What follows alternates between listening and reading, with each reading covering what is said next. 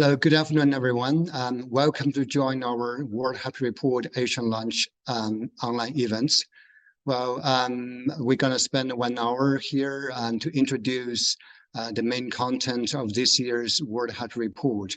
We also invite two panelists to discuss some specific area related with the happiness in Asia. Well, first, let me give you a brief introduction about myself. My name is Shun Wang. I'm currently a senior associate professor at Xianjiao Liverpool University based in Suzhou, China. I'm an editor of the World Health Report and also a founding member of the report. I've been working with this report since the very beginning and mainly on the global ranking of the happiness by countries. Well, first I'll give you a brief introduction about World Health Report, and then I'll introduce our speakers today. Well, the history of the World Health Report can date back to early 2011. In that year, the UN General Assembly adopted a resolution called Unhappiness Towards a Holistic Definition of Development, which invites member countries to measure the happiness of their people and to use the data to help guide public policies. Right, the next year, this was followed by the first UN high-level meeting called Wellbeing and Happiness, defining a new economic paradigm, which was chaired by the UN Secretary General Ban Ki-moon and the Prime Minister of Bhutan. Well, the first World Health Report were released as the foundational text for this UN high-level meeting on April 1st, 2012. Well, this report aimed to contain a collection of articles on the global and regional distribution of happiness, the determinant of happiness, and policy implications. Well, the founding editors include John Halliwell from UBC, Richard Laird from London School of Economics and Politics, and Jeffrey Sachs from Columbia University. Well, later, the United Nations General Assembly decided to proclaim March 20th as the International Day of Happiness. So since then, almost every year, we will produce and release this World Health Report. Well, now the current editorial team includes John Halliwell, Richard Laird, Jeffrey Sachs, and also new members, including Yan Diniel from University of Oxford, and Lara Ackning from Simon Fraser University, and also me. Well, this year's World Health Report, we pay a special attention to different age groups, in particular the old people and also the young people. And we can see a couple of chapters are discussing different issues related with the age or the happiness of different age groups. So today, in addition to my talk on the global ranking, we will also invite some other authors of the chapter to talk about specific topics. And first one will be Dr. Wang Zhou from a research fellow at the Wellbeing Research Centre at the University of Oxford. She obtained her PhD from the University of Cambridge and a master from University of Pennsylvania and a bachelor degree from University of Minnesota. Her research focuses on the understanding and improving well-being with a particular emphasis on child and adolescent mental health and well-being, social-emotional skills, and cross-cultural studies. And she sits on the editorial board of many journals, including Journal of Youth and Adolescence and Frontiers in Education. Our next speaker will talk about the happiness of the older adults in India. The speaker is Dr. Shobit Srivastava. And he's a demographer with a master and a PhD in population studies from the International Institute for Population Sciences, Mumbai, India. His expertise lies mainly in analyzing the large data sets, and he has published over 150 research papers in the international peer-reviewed journals in a domain like general ethology and nutrition and gender. And he served as a monitoring and evaluation expert at an international NGO. And we have two panelists today. The first one is William Top from Singapore Management University. And he completed his doctoral in social and personality psychology at the University of Illinois at Urbana-Champaign. His research focuses on the multi-level process that underlies well-being, At a macro level, he's interested in cultural similarities and differences in well-being, as well as the social level conditions associated with well-being. At the micro level, he examines daily fluctuations in emotion, satisfaction, and meaning, and how those fluctuations may be influenced by personality, memory, and social interactions. He currently serves as the co-deputy director of the Center for Research on Successful Aging, which manages the Singapore Left Panel. And our another panelist is Arthur Graham, who is a professor of well-being and public policy at Victoria, the University of Wellington's School of Government. And he's also a senior fellow at Motu Economic and Public Policy Research. He co-convened the World Wellbeing Panel. In 2023, he was awarded the title of the Research Fellow on the International Society for Quality of Life Studies. Professor Graham's prior role include chairman and chief economist at the Reserve Bank of New Zealand and the president of the New Zealand Association of Economists.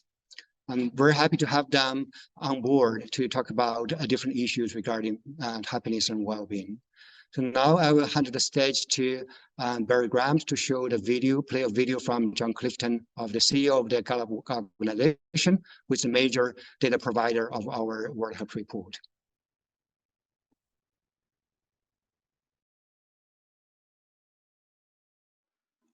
What is the happiest place on earth? Thanks to the World Happiness Report, we now know the answer. And thanks to Oxford University and the United Nations, this work has become famous. But what many don't know is that the voices behind it come from a global study conducted by Gallup. Our interest in happiness traces back many decades. Our founder, George Gallup, is best known as the pioneer of modern polling and the inventor of presidential approval ratings. But his insatiable curiosity took him beyond the political realm. In an interview with the esteemed journalist Edward R. Murrow in the 1950s, Dr. Gallup was asked, "Of everything that you've studied, what is it that interests you the most?" His answer? Happiness. We've since put booster rockets on his original work and began studying happiness, well-being, and the essence of a great life across 140 countries. And to date, Gallup has surveyed more than 3 million adults in over 168 countries using more than 150 languages. Understanding the statistical landscape of life on Earth serves a critical purpose beyond mere curiosity. The absence of such data can have dire implications. Effective policymaking relies on solid data, yet there remains a significant lack of it in various parts of the world. Many existing global indicators, like GDP, only capture the economic dimensions of life, if at all. Today's World Happiness Report attempts to bridge some of these gaps by offering insights into people's perceptions of life on Earth. It offers more than just national rankings. It provides analytics and advice for evidence-based planning and policymaking. Our role in research on world happiness is a natural fit with our long-standing mission, providing leaders with the right information about what people say makes life worthwhile.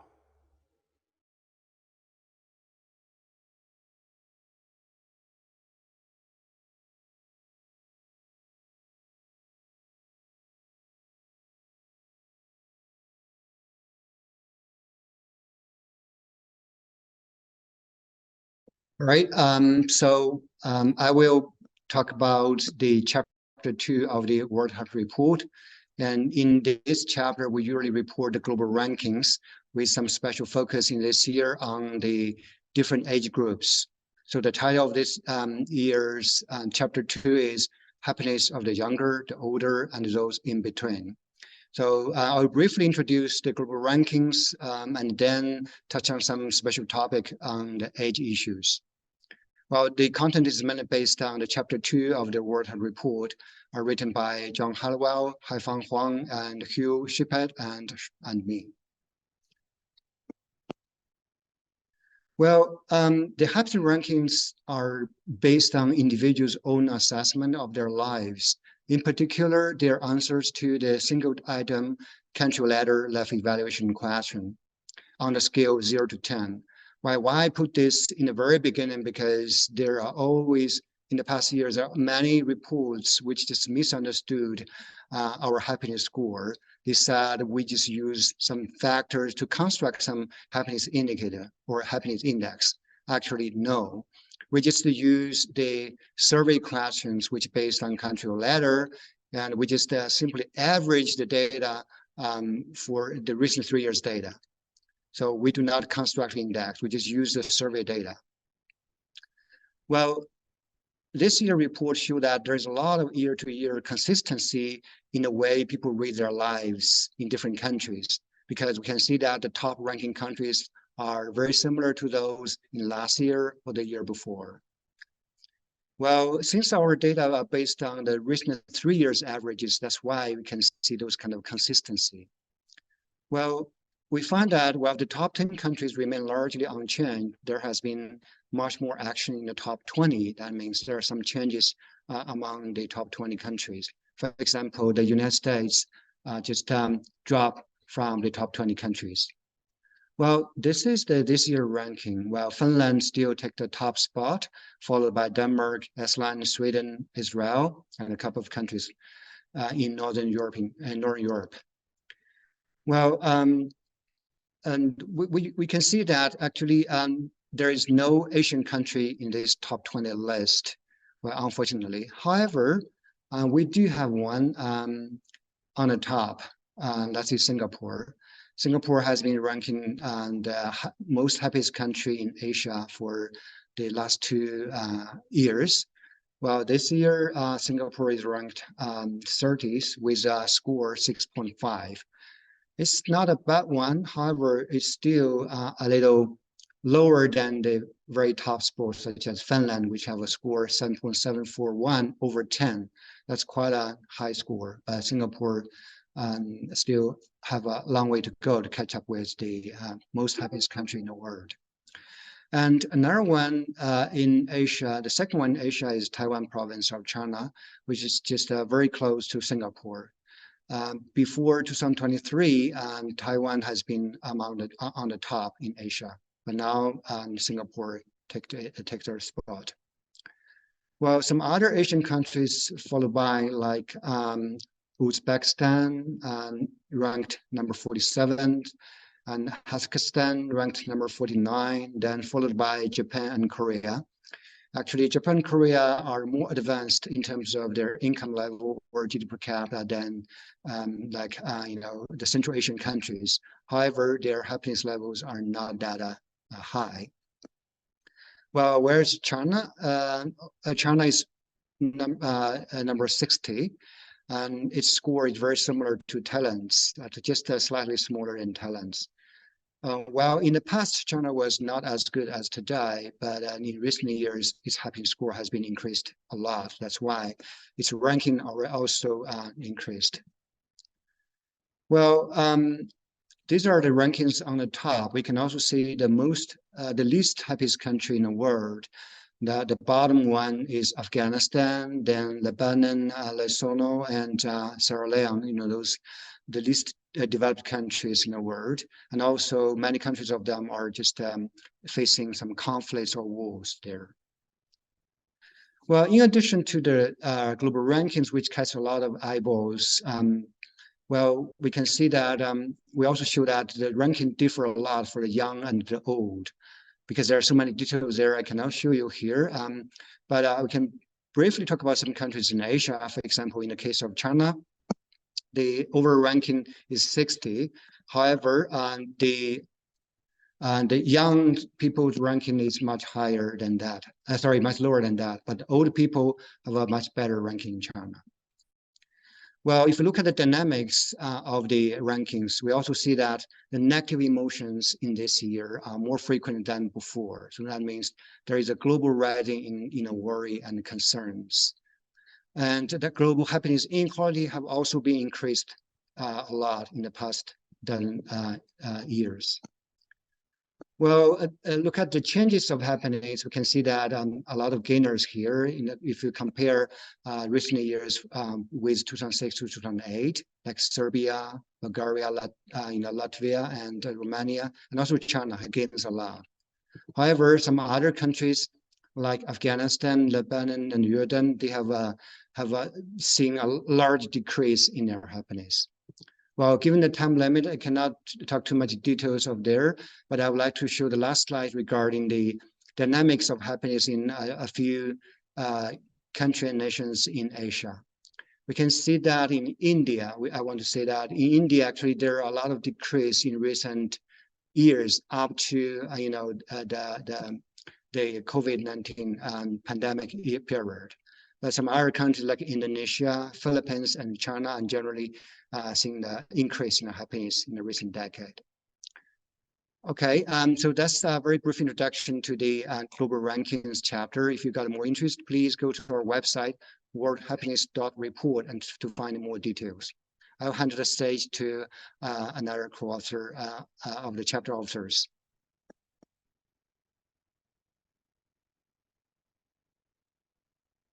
Okay, over to you, Wayne.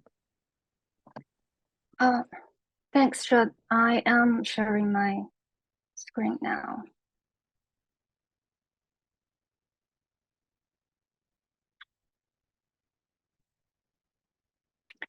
It's my pleasure to present this chapter, Child and Adolescent Wellbeing, Global Trends, Challenges, and Opportunity, on behalf of my impressive co-authors, Jose, Laura, Leonie, and Ian. We also want to use this opportunity to thank data providers and everyone else who provide feedback and support. Our chapter is the third chapter of this year's World Happiness Report. Before I dive into the content of this chapter, I want to first emphasize that we only analyze adolescents' data within the age ranging from 10 to 24, and we focused on child and adolescents' subjective well-being, which is how young people perceive and assess their own lives. Finally, all the tables and figures I used in these presentations are from our own chapter. My presentation starts from chapter overview, then move to overall findings, key insights, then ends with call to action.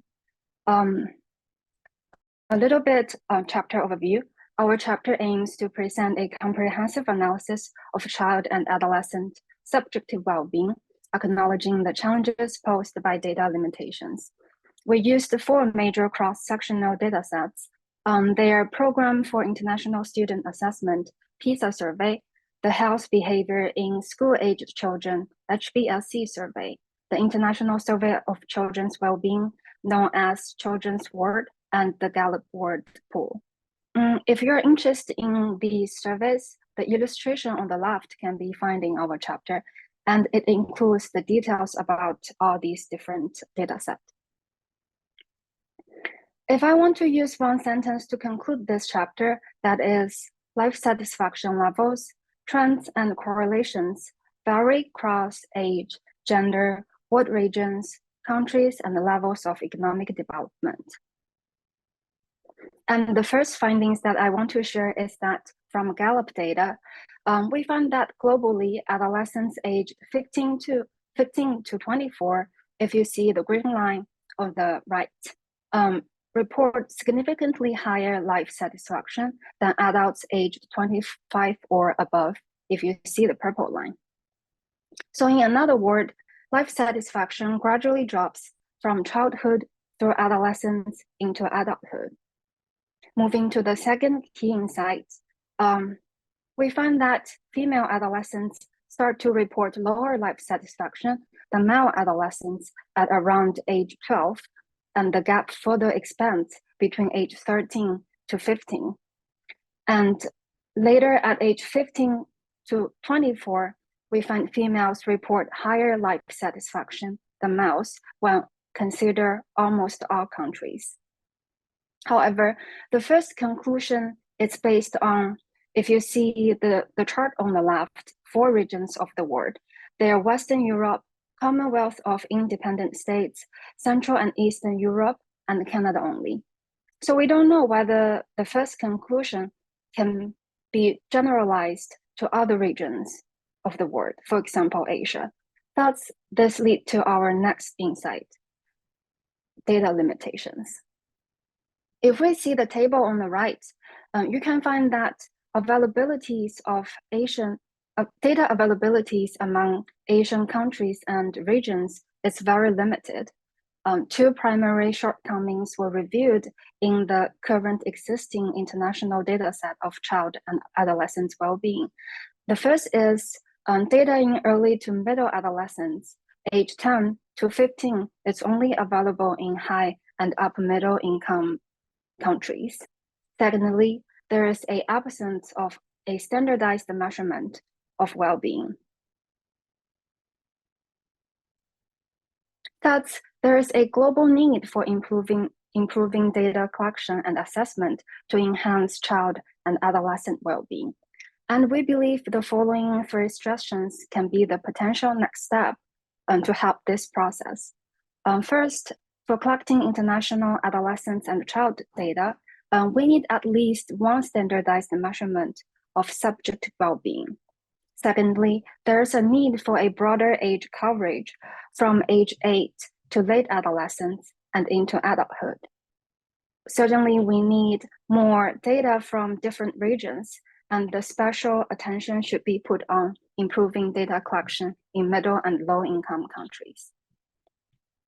Here comes to the end of the presentation. I have only covered some key insights within our chapter, and I highly recommend people who are interested in this topic to take a closer look of this chapter and the report itself. Thank you.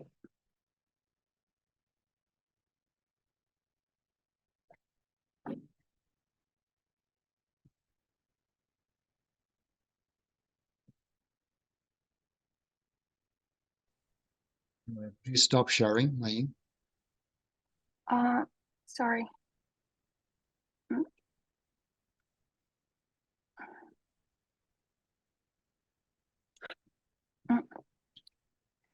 Yeah, I will pass forward to the host. Okay, Shabit, please share your screen. Yeah. Hello, everyone. Good afternoon from India. And this is Shobit, and I will be presenting the chapter Differences in Life Satisfaction Among Older Adults in India.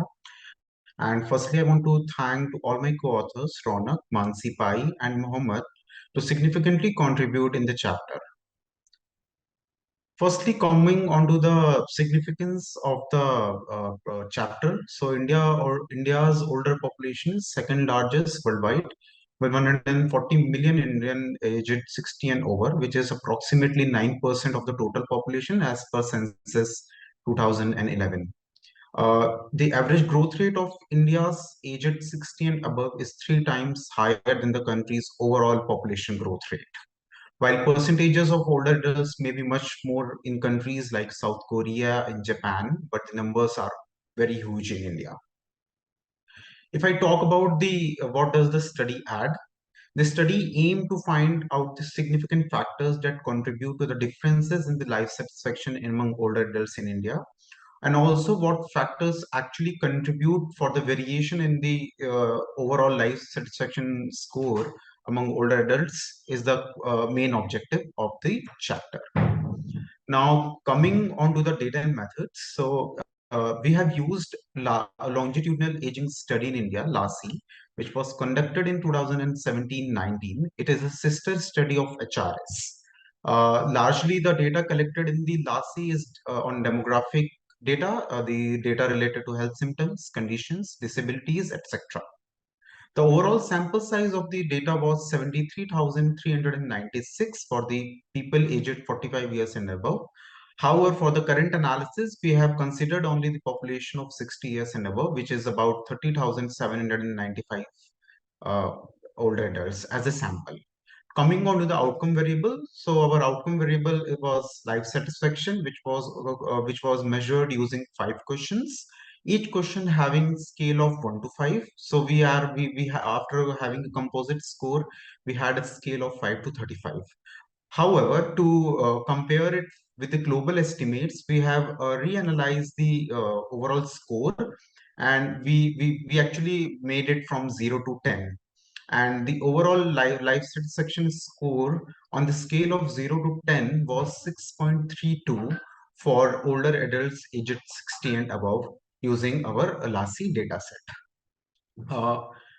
Coming on to the statistical methods, we have used unweighted percentage distribution, bivariate analysis, one-way ANOVA, multivariable linear regression analysis, and dominance analysis, which actually helped us in knowing what were the factors that actually contributed in the variation of life satisfaction score. So these are the overall demographic characteristics. I will just talk briefly about the health characteristics. About 25% of the older adults aged 60 and above were having multiple chronic disease. About 6.8% were had a depression. About 22% reported that their health was poor. About 20% reported difficulty in activities of daily living. About 43% reported difficulty in instrumental activities of daily living, and about 74% of the older adults were physically inactive. Talking about the data and methods, so the main findings I would like to show over was the figure 5.2, which actually talks about contribution of independent variables to overall variation in life satisfaction among older adults in India. So the variation was largely explained by living arrangement satisfaction among older adults, followed by self-rated health, if they have, followed by discrimination among older adults, followed by their level of education, and followed by their importance to religion. So these were the top 5 factors which actually explain most of the variation in the life satisfaction score among older adults. So this can be quoted as one of the most important findings from our study. Apart from apart from that, the regression analysis shows that the oldest old reported a significantly greater likelihood of life satisfaction than their peers, that is young old and old. And older women were having a greater life satisfaction. The odds were high in comparison to men. That was the quite important finding from our study. Moreover, individuals who reported satisfaction with their current living arrangement, who did not experience ill treatment or discrimination, who were not depressed, and who rated their health as good, were having significantly higher likelihoods of having a higher life satisfaction score in comparison to their counterparts. Now coming on to the conclusion, the present study substantially contributes to the literature on later life subjective well-being in India, and we do so by employing a sizable, heterogeneous, nationally representative sample of older Indians. We found that older women, those in the higher age groups, currently married, and those who were educated reported higher life satisfaction than their counterparts. Lower satisfaction with the living arrangement, perceived discrimination, and poor self-rated health were important factors associated with the low life satisfaction score among older Indians. Findings of this study indicates that strengthening family networks to ensure a comfortable living arrangement for older adults, men, widowed, and those without a formal education in particular, and fostering social networks to reduce discrimination may enhance the overall well-being and life satisfaction among older adults. That is all from my side, and the in-depth findings can be found in our chapter. Thank you so much.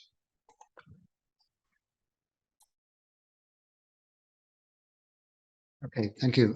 So now it's our, we'll get some comments and feedbacks from our 2 panelists. So William, please.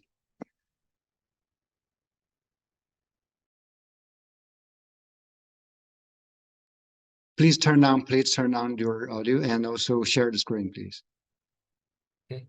Well, I don't have slides regarding my comments, but I thought the finding was very interesting for both presentations, actually, and how you see the trends going up and down at different life stages. So, you know, well-being going down in adolescence, then sort of like peaking back up for women in their 20s, and then in India, just seeing the different predictors of well-being among the older adults. I don't know if you know, Shobit, but I'm just curious, what is the typical living arrangement for older adults in India? You know, is it mainly they are married? How many of them are living alone? Is that unusual? Because, you know, that's something that we are concerned a lot about in Singapore, you know, older adults who are living alone. And it does seem to be an important factor. And so it's very interesting to see that actually gets highlighted as a major predictor of well-being in your data.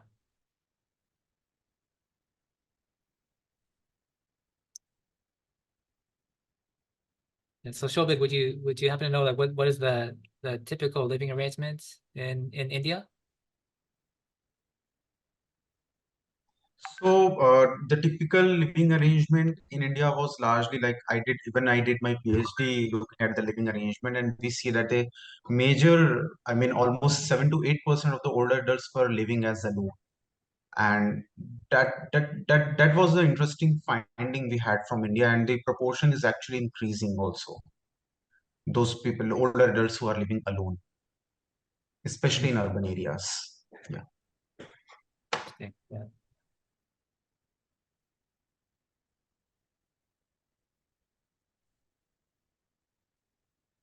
So well, regarding your own topic, do you want to share this slide? Sure. Yes.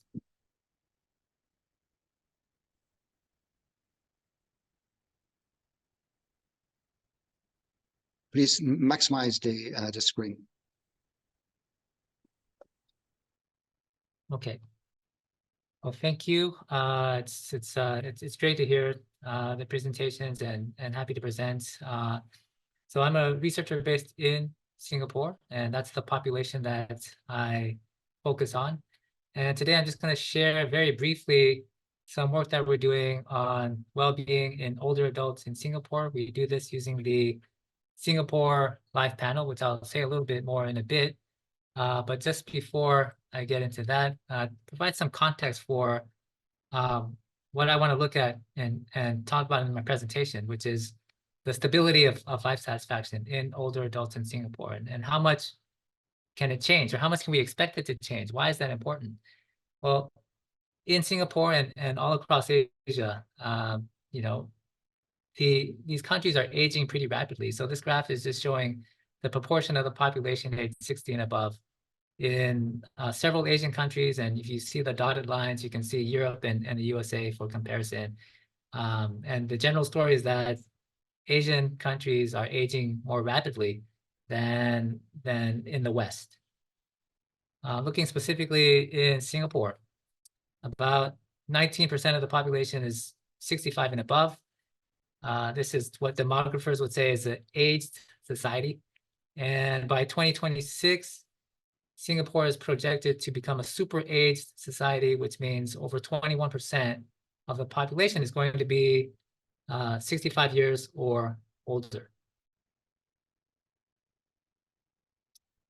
Life expectancy has increased in Singapore and other Asian countries. So from 1990 to 2019, for example, life expectancy increased by 10 years.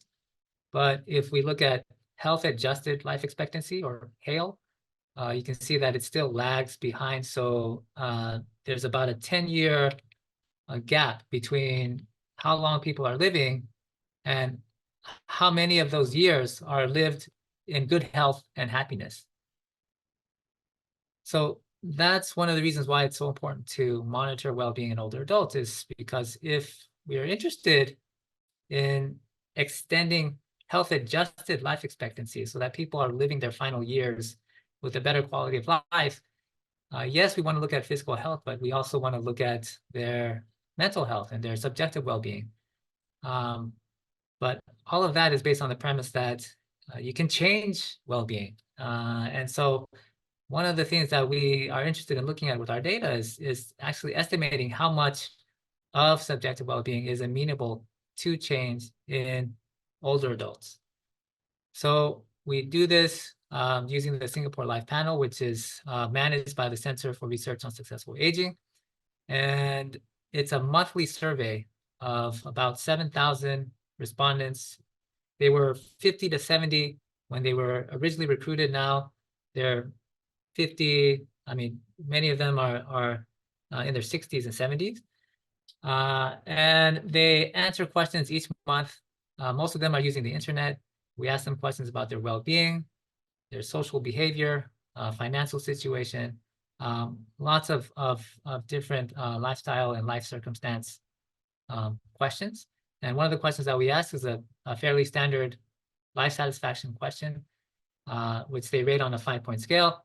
And you can see this graph is just plotting average level of life satisfaction in the sample from 2016 to 2023. There's a little bit of a dip you'll notice in 2020 because of COVID. But on average, life satisfaction is above the midpoint of the scale. It's a 5-point scale, so 3.5 to 3.46 generally means that Singaporean older adults in our sample are at least somewhat satisfied with their lives. Standard deviation is about 0.7 to 0.8. So there's quite a bit of variation in life satisfaction. And so one thing that we're interested in is, well, how much of this variation is due to stable factors versus unstable factors?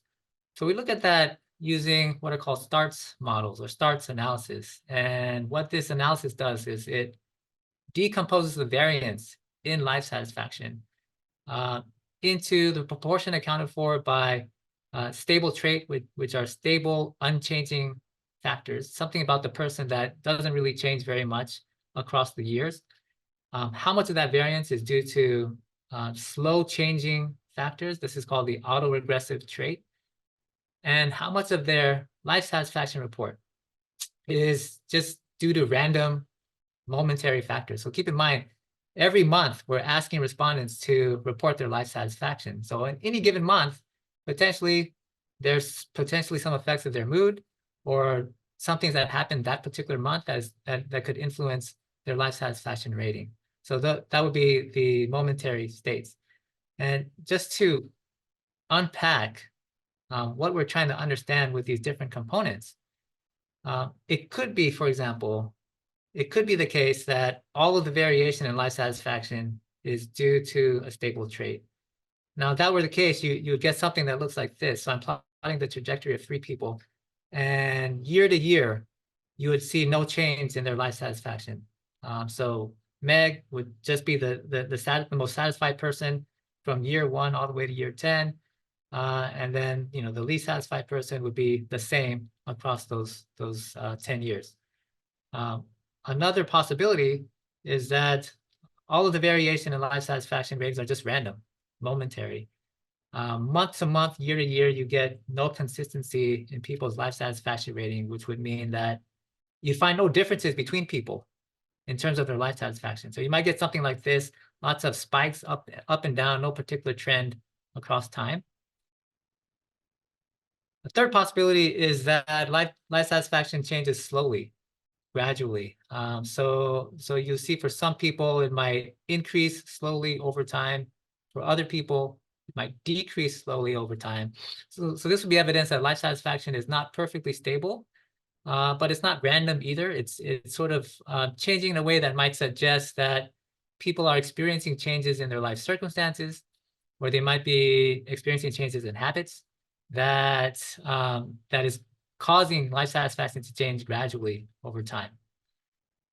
Okay, so these are just hypothetical possibilities. In reality, when you look at the data, it's actually quite complex, and it's not really explained by any one of these components, but it's explained, some proportion of it is explained by one component, and some other proportion is accounted for by the others. So what we did is, in addition to looking at these components, is we asked ourselves, well, we have all this data from 2015 to 2024. Why don't we carve out different slices of time from the data? So let's say we take 1 year of data and estimate these components. And let's say we take 3 years and we estimate the components again. And then finally, 6 years. How do the estimates change as we are observing life satisfaction over longer periods of time? Because that helps us sort of get a sense of how changeable life satisfaction is at different scales of time. And so these are the results. And just for now, I want to focus on the 1 year results. So you can see the blue part of the bars is the proportion of variance that is accounted for by stable trait. So within a single year, life satisfaction is pretty stable. About 60% of the variance in life satisfaction is due to this stable, very difficult to change component. About 35% is due to this momentary state-like component, which is stuff that happened that particular month that is influencing how they feel about their lives. And only 7% is due to this autoregressive trait, which is sort of like more meaningful systematic change. If we expand the observation from 1 year to 3 years and then 6 years, you can see that autoregressive component starts to increase. So over a longer period of time, we are better able to detect systematic, meaningful change in well-being. So in general, if we're interested in observing this kind of systematic change, not random change, but systematic change in life satisfaction, it seems pretty difficult to do this within a 1 year period. And I'm basing that on the autoregressive trait component, which only accounts for 7% of the variance in life satisfaction. So longer periods of time, maybe 3 years, maybe 6 years, might be needed to verify more durable changes in life satisfaction. And one important implication of that is that for policies and interventions that want to improve well-being in older adults, not just for a month or 2 months, but really create lasting change in well-being, well, we really need to look beyond a single year to be able to detect these changes. And along with that, interventions and policies need to be thinking about sustainability, right? So how do we create sustainable changes in well-being so that these positive changes in life satisfaction can eventually stabilize? Okay, that's it for my presentation. Thank you.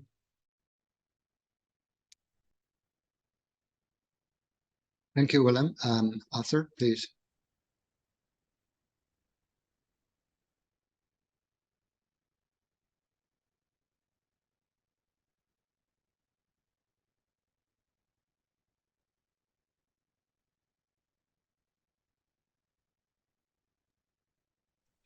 Thank you very much for inviting me to talk again at the World Happiness Report Asian launch.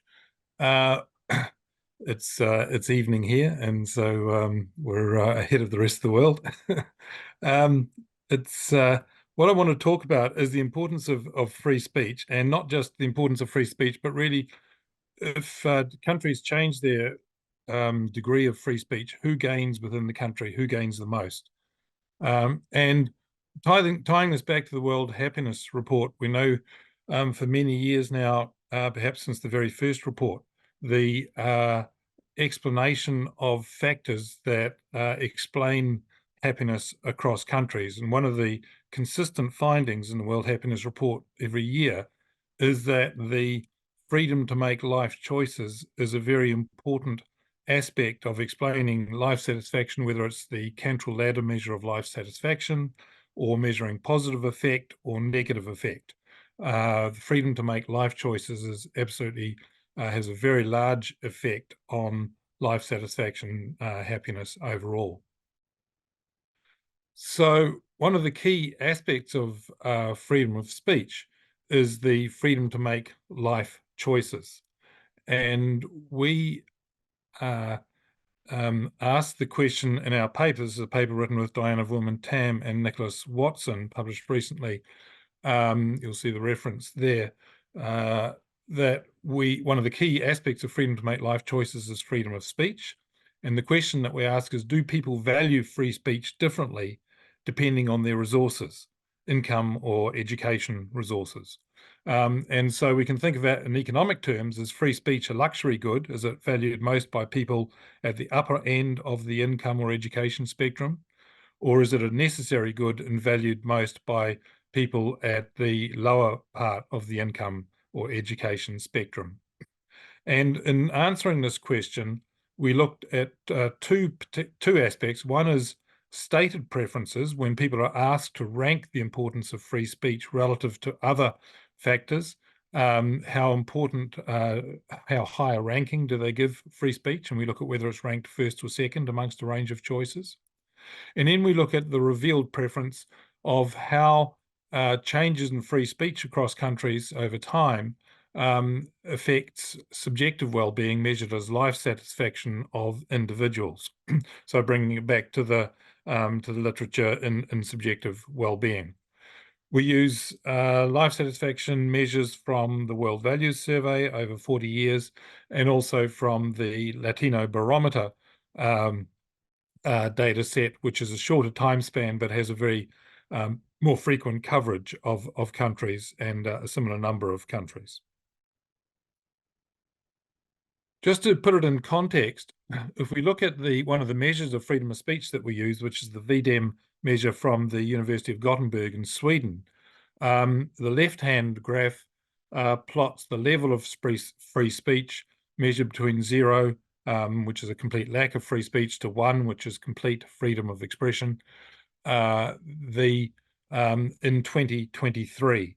So we'll see for countries in East Asia and Oceania, which are the countries that I have listed on the graph.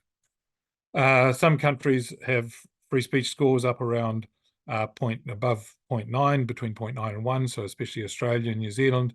Taiwan ranks very highly, Japan ranks very highly, as does Papua New Guinea. And then, of course, we have some countries which rank very low: Cambodia, China, Laos, Myanmar, Russia, and Vietnam. And if we look at changes, and my apologies, these are changes from 2003 through till 2023. So in other words, the change over the last 20 years, we see that Malaysia has had a significant increase, or a major increase, in its freedom of expression, but almost every other country has either been unchanged, or in some cases, such as Hong Kong and Russia in particular, very, very serious declines in the freedom of expression over that 20-year period. So, and this is what we found overall in the data set: we have major changes in freedom of speech over our sample period. When people are asked to prioritize how important free speech is to them, tying it back to the World Happiness Report theme this year, we see a very, very strong age gradient. So relative to people who are aged 15 to 24, we find that there's less support, or less prioritization of freedom of speech as one gets older. So there's a very, very clear gradient there, that it's young people who value freedom of speech the most, and as people get older, they value it less. When we look at employment status, it's the same thing. Students value freedom of speech very highly compared with employed or people not in the labour force. Then when we look at the question which we looked at in terms of resources, in terms of stated priority given to free speech, it seems that people who are well educated or high income give the highest priority to freedom of speech, and as incomes reduce, or as education reduces, there's less priority given to free speech. So if we ask people about the importance of free speech, it's the well-to-do and the educated that prioritize it most, along with the young people. However, when we look at the actual effect of free speech on subjective well-being, here I don't have a nice pretty graph, but what we really find very, very clearly is that changes in freedom of speech in countries has the most impact on subjective well-being for two groups. One is, of course, those who prioritize free speech. So if you say free speech is important, then getting more free speech, greater freedom of speech, it lifts your life satisfaction. But importantly, increases in free speech increase the subjective well-being most of the more marginalized. So the less educated and lower income people benefit most in terms of their life satisfaction from improvements in free speech, freedom of expression. So this is a really important finding when it comes to thinking about regimes that restrict freedom of speech. Restrictions of freedom of speech have the worst effect on those who are have lower education or lower income. So just some concluding thoughts. I think the World Happiness Report, from the basis of our research, it's right to emphasize the importance of freedoms. And we can trace that back theoretically both to Sen's capabilities approach, which of course emphasizes the importance of opportunities and freedoms, and also to our findings now that subjective well-being is affected by freedom of speech as well. So the final concluding thought is that if governments wish to adopt an approach, a policy approach to boost well-being, and especially if they wish to boost the well-being of the most marginalized in their societies, then one of the things they should do is to prioritize the importance of freedom of expression, free speech in their country. Thank you.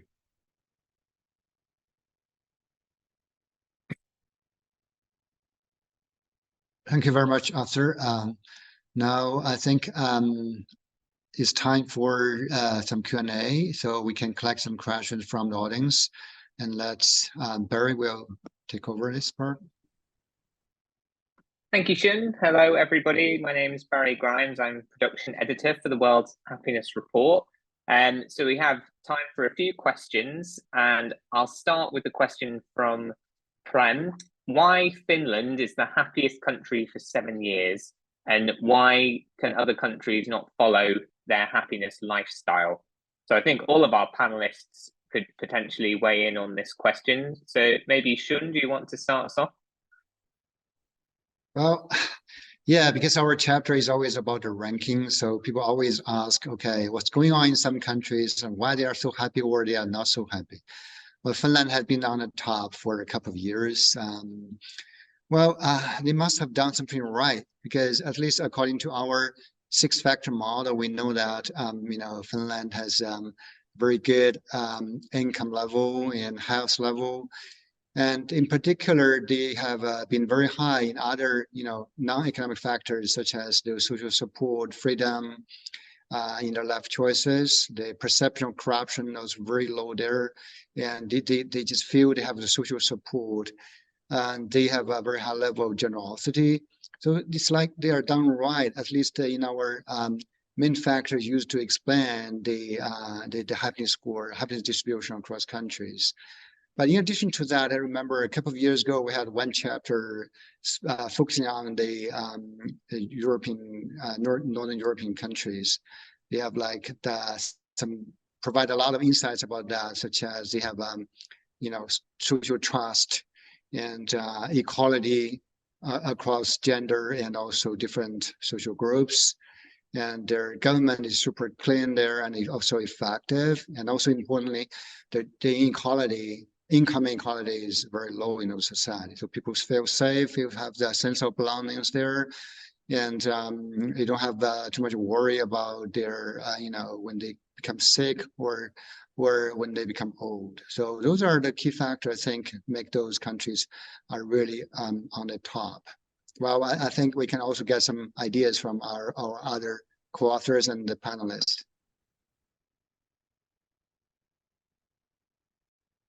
Are there any other panelists who'd like to comment on this question? I can jump in to say a little bit.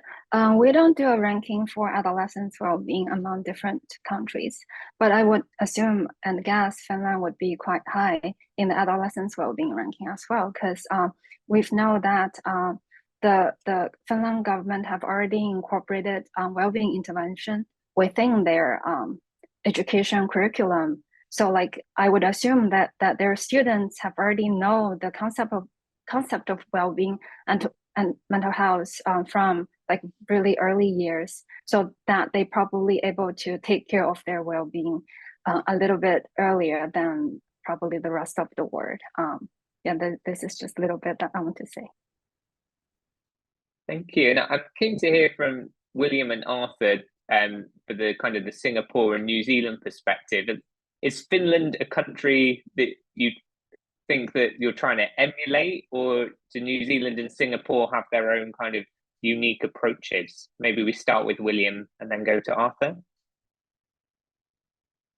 I think Singapore, the government is very good about taking a look at what goes on around the world, what effective practices and policies there are, but there's always this understanding that you have to tailor things for the Singapore context, because the country is smaller than other countries, and so it has to be managed in a certain way. It can't something might work well in Singapore or in the US or Europe, but when we think about trying to import that into the Singapore context, there's got to be some evaluation, some analyses, a lot of discussion before, to really understand what practices and ideas can we actually, really incorporate in a beneficial way in Singapore society. So I would say the Singapore government is always keeping its eyes out and open, but it's never just a blind adoption of what's going on in other countries.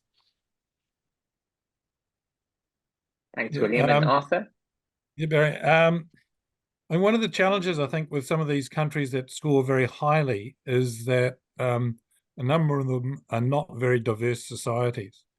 And so if we look at Finland and Denmark, etc., like that, they seem to be very monocultural. They have a very, very small indigenous population, a very small number of immigrants. And it's a challenge for those of us who like the idea of diversity in multicultural societies. But we see these monocultural societies seem to be scoring very highly.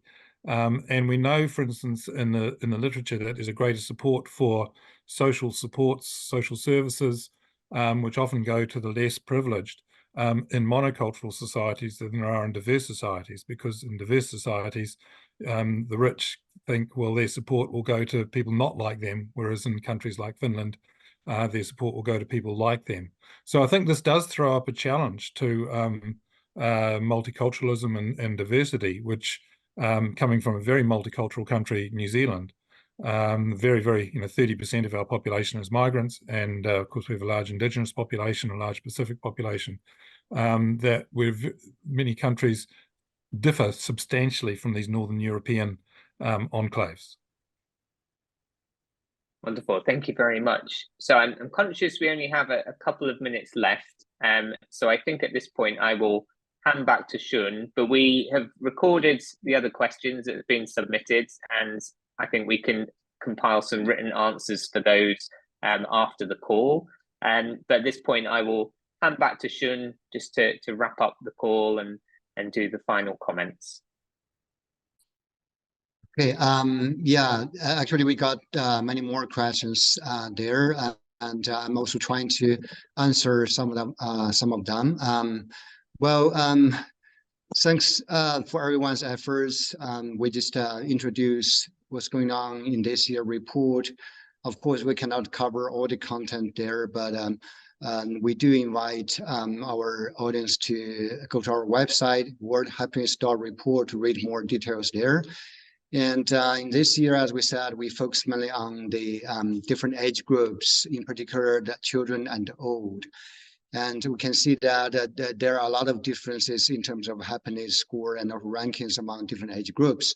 That means we shall not just look at their national average. We should also pay attention to different groups of the people in the society. Probably they are facing very different life circumstances. For example, in some countries, the old are very happy. For example, in the United States and China, they are doing well in their country. However, in the countries like in Korea, their old people are not very happy there. So different countries are facing different situations. So to better get our public policy making, it's better to have a larger data set of data sets and on more details on each group of the population, so that we can design a better policies to improve their well-being.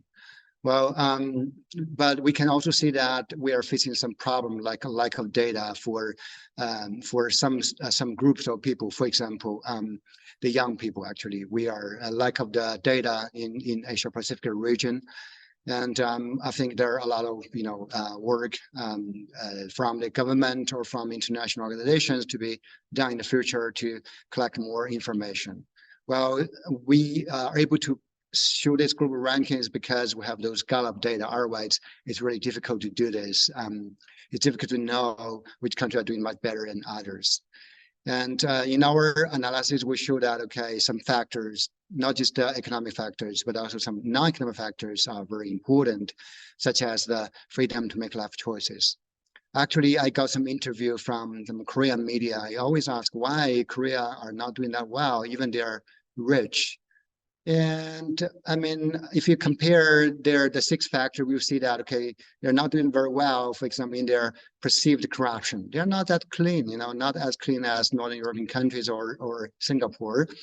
And also, more importantly, they have very low freedom to make life choices there. So it's like people are probably, their success were very narrow defined. It's very hard for them to achieve a different styles of success in our society. So that means there are a lot of things are important in our life which matter for happiness, and we really want to see more and more studies in the future.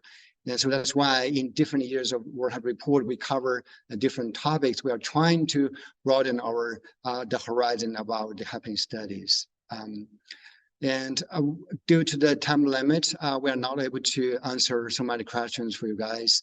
But I do hope, and you can send us emails if you're interested in some part of our presentation or some part of the study. We read the report and you can talk to us individually. Thank you very much, and thanks a lot for our panelists and co-authors to join this event. I hope to see some of you guys or all of you guys in next year's Asian Launch event. Thank you very much, and I think due to time limit, we will just stop over here for today. And have a good day, have a good night.